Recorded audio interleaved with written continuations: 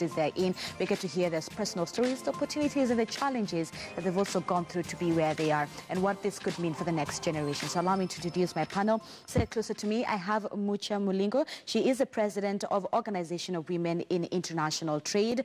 At the center, I have Joanne Jerry. She is the director for Miamu Properties. And on my far left, I have Susan Dirango. She's the director of Global Oil Petroleum. Ladies, it's so good to have you here this morning. Looking lovely, all of you, I must say. Thank you. So let's begin. And Mucha, we're going to come to this because you're behind the conference. We're going to come to that in just a few minutes. But before that, I'd love to hear your personal stories. And I will begin with you.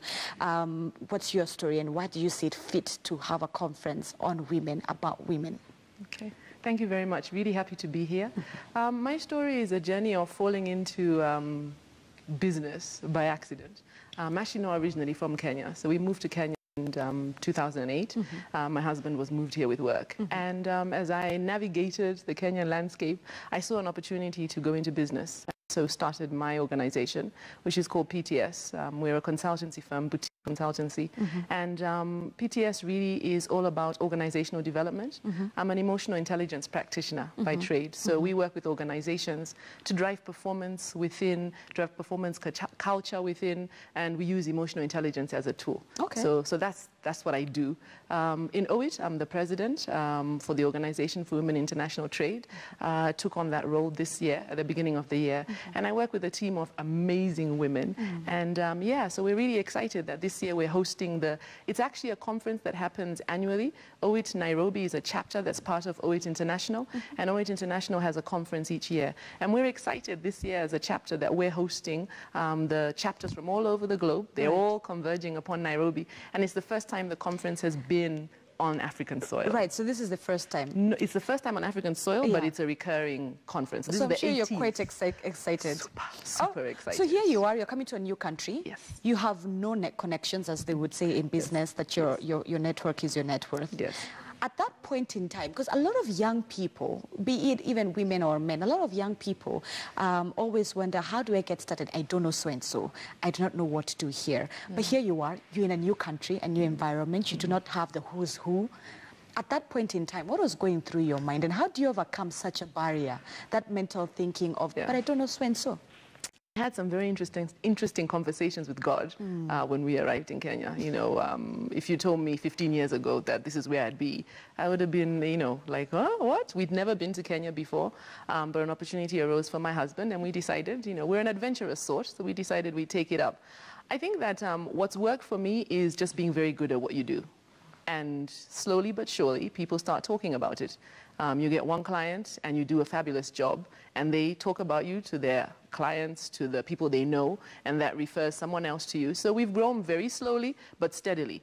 And what's happened is that because of the job we do in organizations, because of the change that we're able to bring forth in organizations, because we're really all about helping organizations to leverage their people, drive performance. And so because of the work we do, that's then yielded someone else.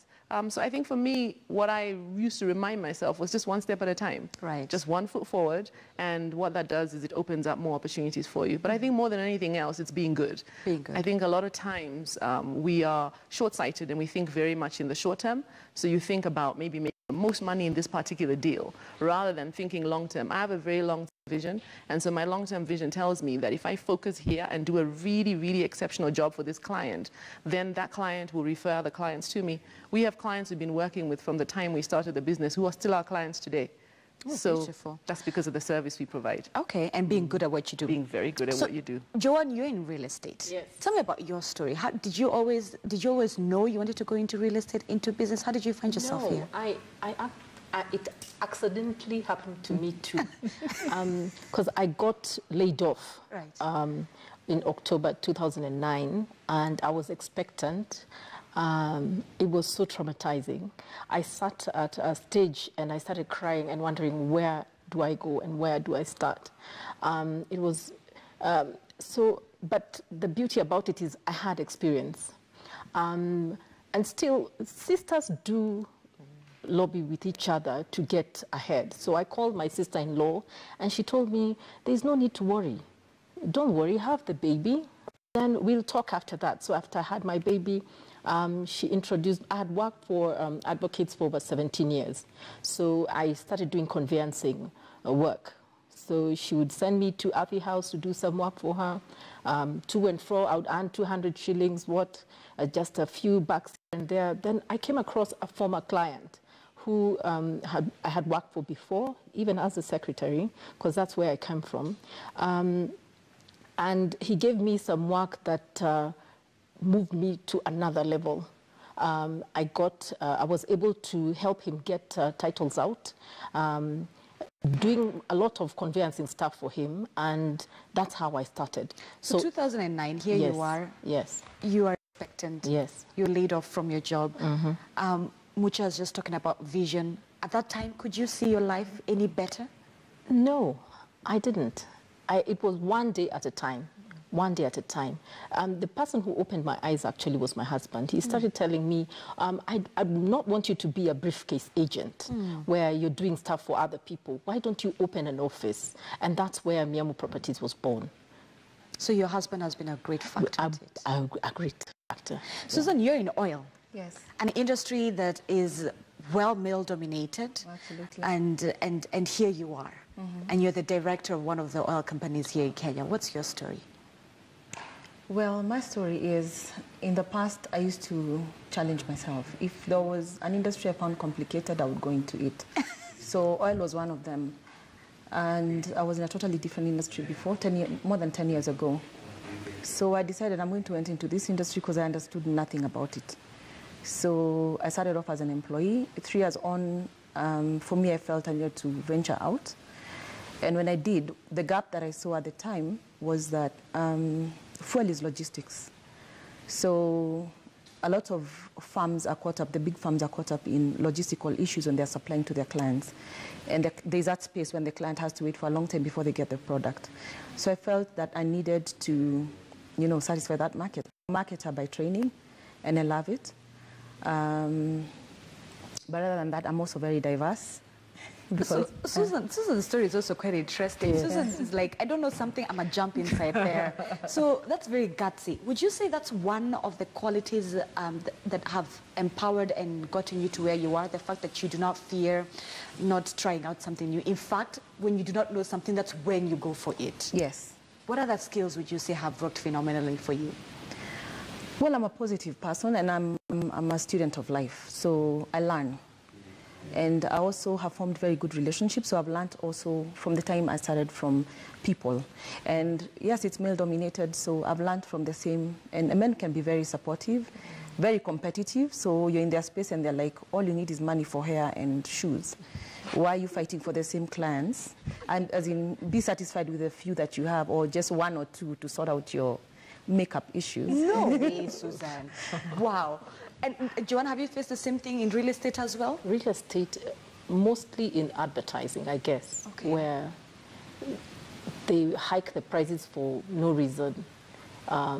You get roadblocks where you don't expect that there should be, yet someone else is getting in, getting what you've been asking for quite some time. Yeah. So does that mean we need to be more aggressive as women? We need to be more aggressive. When do you know when to be aggressive and when you're being annoying in business? Because that's a thin line. It is. It's knowing what you want and going for it. And with focus, you really have to be focused. If you're not, you get derailed, you get discouraged. Yeah. Susan, how do you respond to such stereotypes? And I have to ask, of course, in every sector, I'm sure there's stereotypes. For Susan, she's well painted it out. You know, they tell you, all you just need is money for your hair and makeup. And that's downplaying you as a professional, leave alone just being as a woman. So what are some of the other challenges that you have faced, and how do you respond to them, given that you said one of your biggest keys is that you're a positive person? So if it's a stereotype, I will ignore it. I will assume it's not addressed to me. So pass. So one of the biggest challenges in this industry is quite money, finances, because it's capital intensive. So, and it makes both male and female to shy away from it. And I would say it's not that I had the money to start. I just decided I was going to start. Then the rest just came, playing out for me. and for the other directors. So we put in what we had initially, and we started from there. Yeah, so, and for us, our core was customer satisfaction, so we went out for the customers. So when we'd get orders, we look for finances, and that's what we did. So, Mucha, for you, some of the stereotypes you've had to face, and then how did you respond to them? I think a key stereotype that I've faced is the way that women typically lead, and the way it's perceived as a weakness. So, you know, if you look at research on leadership, typically, and you know, there's always exceptions to every rule, women tend to be very collaborative in their leadership style. So as a woman at the top, you're more about trying to get consensus, trying to get everyone on board so you can move forward. Men tend to be more of a, I'm going, follow. Right? Generalization. And the challenge you find is that then, as a woman, where you are looking to get collaboration, it's perceived as a weakness, that, oh, she doesn't know what she wants, so she's trying to get ideas from everybody else. So for me, I think my approach has very much been about educating those around me, that actually, no, it's not a weakness. Sometimes it's a strength. And I think as a woman, it's learning when is the time to go for consensus, and when is the time where a decision just has to be made without consensus. But I think, you know, what I always tell women leaders, because I work in the leadership space, is don't try to be what you're not. I'm not a man. I never will be a man. I can't be good at being a man. I can be good at being a woman. And my leadership style brings something to the table that is different. All the research out there shows that when you have women in leadership positions, it's good for the organization. It's good for the bottom line. And it's good for the bottom line because of that diversity. Right? So the way a man typically leads is different to the way a woman typically leads. And for me, I thrive and I'm happy about my leadership style. And I make no apologies for it. I'm not weak because I'm looking for consensus. Because sometimes when you go forward without the team, it's not for the good of the team. Sometimes it's necessary to make sure the team is on board so that you can move forward together. Wow. So I think for me, it's understanding that diversity is a positive thing and thriving in diversity, as opposed to trying to behave like a man or be a man, because I never will be. I can never do that as well as a man does. Wow, Joanne, you seem to be nodding in agreement. Absolutely. Is this something that you agree and you've also faced as well? Yes, quite a lot. There's so many stereotypes, you know. How can you lead a group of like 50 people in the field, taking them to the land, to see land, it's really hard. Yeah. They don't see you as a leader. They undermine you. For me, it is different. They undermine you. They go behind your back. They take away clients from you. That's what they do. Yeah. Susan, can anyone be an entrepreneur? Absolutely. You just have to believe in yourself. And I also believe that everybody great has a coach. So we try going out at it by ourselves without getting, and coaching, I mean, you know, form relationships, get a mentor, also mentor. And you're big on mentorship. Why is Yes. mentorship important, especially woman-to-woman mentorship? Mentorship is important because it is what actually fuels the person that you are. And personal development is also very big for me. So for women, we need to mentor each other, and that's where organizations like OWIT are there. They work so hard to make sure every month they look for facilitators who teach certain topics that help us in business. And all we need to do is plug in. So what do you say to that? I think one of the biggest stereotypes we've had, and maybe to some extent it is true, but it's not all true, that women are always pinning each other down, and that's where the men win. Men are always pulling each other and leveraging. You need this, talk to so-and-so. Well, for us women, it's always a cat fight. Susan, what do you say for when you hear that, especially given that for you, mentorship is big? Let me answer that in as far as being in the male-dominated industry is. Yes, men also fight and compete with each other and, you know, try to do the same as people assume that it's just women who do. However, they also help. There's also a lot of information sharing, but there's also the information that you need to look for yourself. Women mentoring each other, sometimes you get women don't know what they want.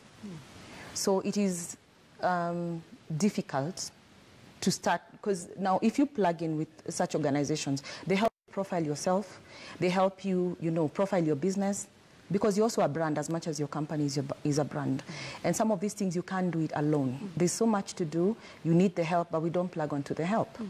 Joanna, I'm glad you talked about pricing, and that's another aspect that when it comes to negotiating, even though it's just a basic salary, women are a bit more timid.